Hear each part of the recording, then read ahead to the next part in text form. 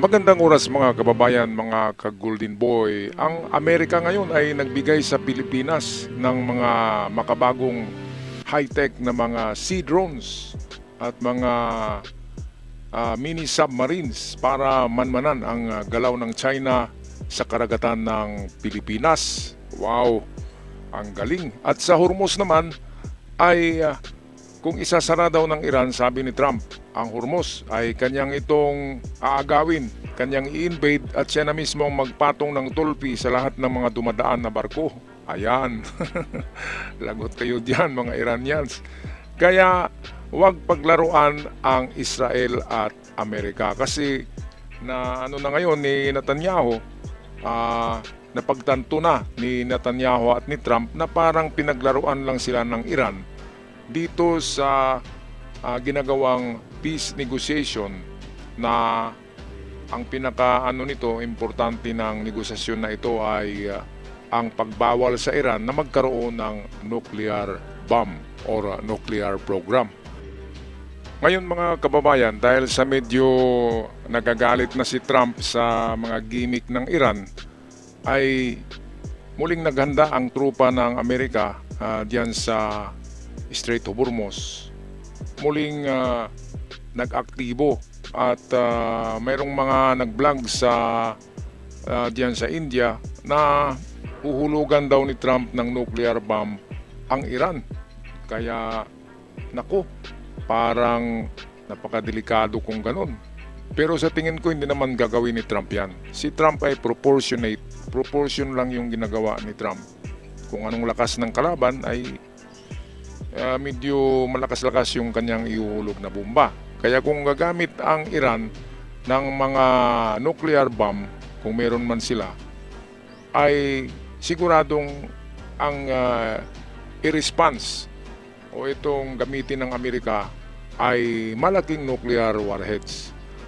Si Netanyahu ng Israel naman, ang Prime Minister Netanyahu ng Israel ay nagsasabi kanina lamang meron siyang sinabi sa kanyang press release na habang siya ay nabubuhay ay kailanman hindi magkakaroon ng nuclear bomb ang Iran kahit mag-iisa lang siyang makipaglaban dito. Kaya eto, meron tayong video, hiram natin kay Good News Philippines, atin bigyan ng reaksyon. Mga kabayan, Amerika nagbigay ng mga high-tech na surface at underwater drones sa Pilipinas, katulad ng ginagamit ng US forces para manmanan ang galaw ng Iran sa Persian Gulf at Strait of Hormuz. Patunay na mas pinapalakas ng Amerika ang kakayahan ng Armed Forces of the Philippines. Philippine Coast Guard mas nagiging agresibo sa pagdepensa ng West Philippine Sea. Sunod-sunod ang ginagawang pagpapatrol at paghamon ng Philippine Coast Guard sa mga barko ng China na iligal na nagpapatrol sa West Philippine Sea. China Coast Guard 5304 itinaboy ng Philippine Coast Guard matapos lumapit ang barko ng China sa Zambales. Ayan, yan ang gusto ng ating mga kababayan, ang tatapang, ang tumapang itong ating Philippine Navy at Philippine Coast Guard. Ayan, no? 'Di ba? Parang ginaya na yata ng Pilipinas ang Japan at Taiwan na talagang matatapang ng mga Coast Guards at Navy. Kanina lamang ang Japan ay itinaboy rin ang Coast Guard ng China na pumasok sa karagatan ng Japan. Itinaboy. Talagang matapang ang Japan at Taiwan. Ngayon kapag na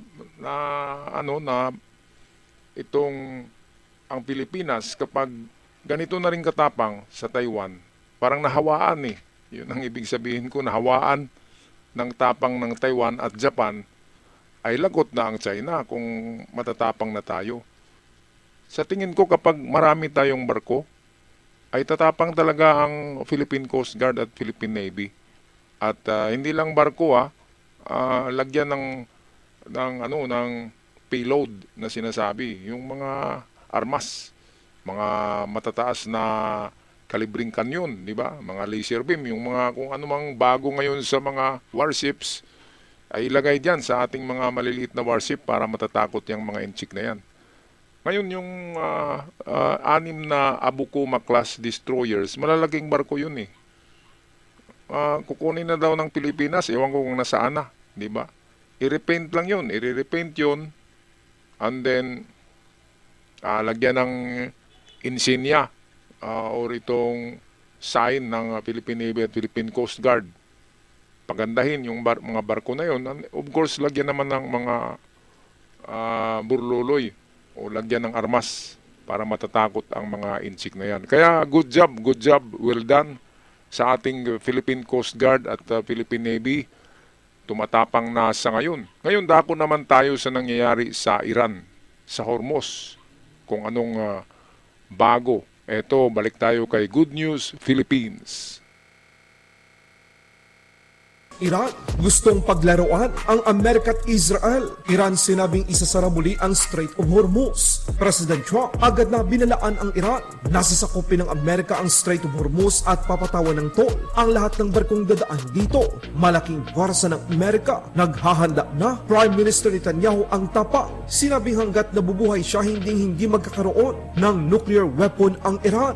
I pledge to you that Iran, as long as I'm Prime Minister, will never have a nuclear weapon. Amerika nagbigay ng karagdagang mga surface at underwater drones sa Pilipinas. Ang Ocean Aero Triton Autonomous Underwater and Surface Vehicle ay ibinigay ng US sa Philippine Navy. Hindi bababa sa 4 na Ocean Aero Triton ang natanggap ng hukbong dagat ng Pilipinas. Layunin nito, napalakasin ang maritime domain awareness ng Pilipinas, lalo na sa West Philippine Sea. Ito ay bahagi ng suporta ng Amerika sa Free and Open Indo-Pacific at ang pakikipagtulungan sa Armed Forces of the Philippines laban sa mga hamon at banta sa dagat. Ito ay isang US-made advanced drone, isang autonomous underwater and surface vehicle na gawa ng kumpanyang Ocean Aero. Kaya nitong maglayag sa ibabaw ng karagatan o lumubog para maging stealthy. Ginagamit ito ng US Navy para sa surveillance, monitoring, mine detection at maritime security. Madalas itong ma-deploy sa Persian Gulf at malapit sa Strait of Hormuz para i-monitor ang mga aktibidad ng Iran. Ito ay ginagamit ng Amerika laban sa potensyal na banta mula sa puwersa ng Iran. Sa Amerika, maraming salamat. Wow, super galing tong mga klaseng drones. Merong dalawa pala. Isa yung surface sa ibabaw at ibang klase yung nasa parang mini submarine na sabi ko. Ay may dala palang dalawang maliliit na missile, no? Pwedeng magpasabog ng submarino. Yung under sea water na drone na parang mini submarine. At iba rin yung nasa ibabaw pang surface lang. At meron siyang layag, naglalayag siya. Meron siyang sail. Kaya maraming salamat sa Amerika, napakamahal ng mga yan Di ba, isang drone ay hindi yan mabibili ng 3 milyon. Siguro nasa 20 milyon yan, lalo na yung mini submarine na mayroong 2 missiles, ay medyo mahal yun, mga kababayan.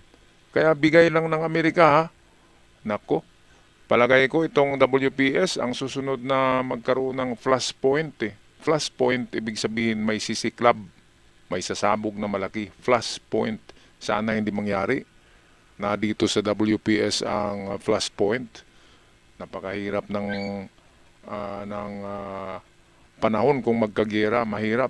Kung anong hirap yung naranasan ng mga Iranians, ng mga doon sa Lebanon, sa Gaza, di ba? Ay ganun kahirap yun ang maramdaman ng Pilipinas kapag dito mangyari o mag-start itong tinatawag na World War III.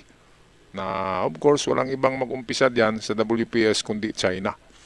Okay, so tapusin na natin ang video courtesy ni The Good News PH. So ito na ang ating ulat tungkol sa Philippine Navy at the Philippine Coast Guard kung ano ang nangyari kahapon sa challenge nila sa Chinese Coast Guard. Philippine Coast Guard itinaboy ang barko ng China na pilit lumapit sa territorial waters ng Pilipinas. Ang BRP Malabrigo MRRV 4402 ng Philippine Coast Guard ay dineploy nitong ika-20 ng Hunyo para i-challenge at itaboy ang China Coast Guard 5304. Paulit-ulit na nag-radio challenge ang barko ng Philippine Coast Guard pero walang sagot mula sa barko ng China. Noong ika-21 ng Hunyo, nakita ng Philippine Coast Guard aircraft ang China Coast Guard 5304 sa humigit kumulang 43 nautical miles sa kanluran ng Cabangan, Zambales. Ang Philippine Coast Guard ay patuloy na nagmomonitor at nagpapatrol para protektahan ang ating karagatan. Sinabi ng Philippine Coast Guard na hindi sila aatras sa pagpatupad ng ating soberanong karapatan sa West Philippine Sea. Sa madaling sabi, may aktibong effort ang Philippine Coast Guard na itaboy ang mga barko ng China sa pamamagitan ng radio challenge at patuloy na pagpapatrol sa West Philippine Sea. China Coast Guard Vessel 5304. This is Philippine Coast Guard Vessel BRP Malabrigo,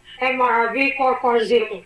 You are advised that you are currently sailing within the Philippine Exclusive Economic Zone. Ayan, so pangalawang beses na to na nag-radio challenge ang ating Philippine Coast Guard. Noong nakaraang 2 araw ay ganun din ang nangyari. Basta't nasa loob tayo ng ating teritoryo, matatapang tayo kasi mayroong rason. At alam ng China kung hanggang saan lang yung teritoryo nila. Alam nila yan. Kaya kung atin talaga igigiit yung radio challenge natin, ay siyempre, medyo didistansya yan, lalayo yan. Kasi alam nila kung hanggang saan lang talaga ang Chinese waters diyan sa WPS. Okay mga kababayan, mga kagulinboy, anong masasabi nyo dito? Ako, sa ang opinion ko, ay lalong damihan ang mga barko natin na Philippine Coast Guard at itong Philippine Navy, yung Abukuma na destroyers ng Japan. Baka pwedeng gawing barko ng Coast Guard, no? Pipinturahan lang ng puti, blue at pula. Ay baka malalaki kasi yun. Pwedeng pangbundol yun eh. Kung bundulan lang, di ba? Mas matibay yung mga made in Japan, makakapal, matitigas, na mga klaseng bakal. Itong mga barko nga natin na pampasahero, yung mga pampasahero na barko from Mindanao to Cebu, mga World War II na mga cargo ships yan eh, na ginawang passenger ships. Nakita nyo, ang tagal-tagal na pero nandyan pa rin. Ganun katibay ang Japanese-made na mga warships. Kaya sana ma-modify na yung mga Abukuma class destroyers ng Japan na ibibigay sa Pilipinas. Alright, pag-comment na lang sa ating comment section mga kababayan sa masasabi nyo sa katapangan ngayon ng ating Philippine Coast Guard at ng ating Philippine Navy. Ako'y magpaalam na, maraming salamat. Huwag kalimutan mag-subscribe sa mga bago pa lamang at sa aking mga avid followers. Maraming salamat sa lahat.